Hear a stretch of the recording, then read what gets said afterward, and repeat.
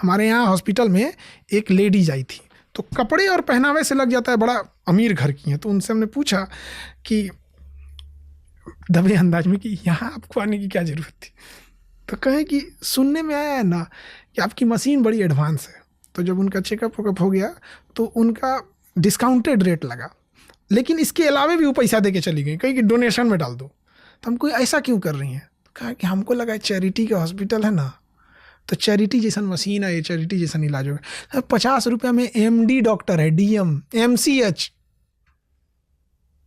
MCH वाला ना, हमारे यहाँ एक तो MCH डॉक्टर हैं, जनरल सर्जरी से मारते ना, पूरा दहिया खोल के रख देते हैं, इसे बकरा देखे हैं लटकते, ओकरों से खतरनाक लटका देते हैं वो। और फीस कितनी है सर? 50 रुपये।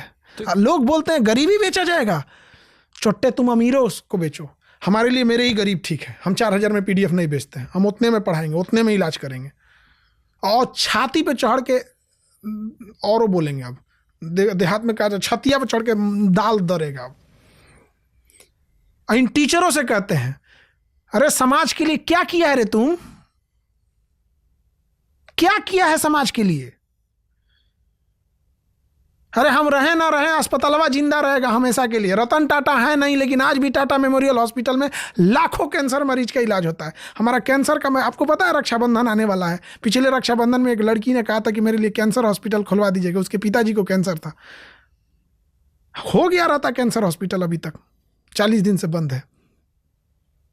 उस रक्षाबंधन में अब ये जो डिस्टर्ब हुआ 40 दिन में, वो जब राखी बांधने आएगी और कहेगी कि 1 साल पहले बोले थे कैंसर हॉस्पिटल, और क्या बोलेंगे? हम नेता हैं जो बोल देंगे अगले साल होगा?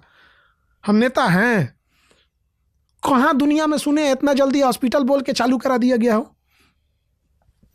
दरभंगा एम्स में 12 साल में गेटे बना है। कहाँ सुने हैं कि जो इंसान ने बोला है 3 महीना बाद इलाज चालू हो गया हॉस्पिटल में?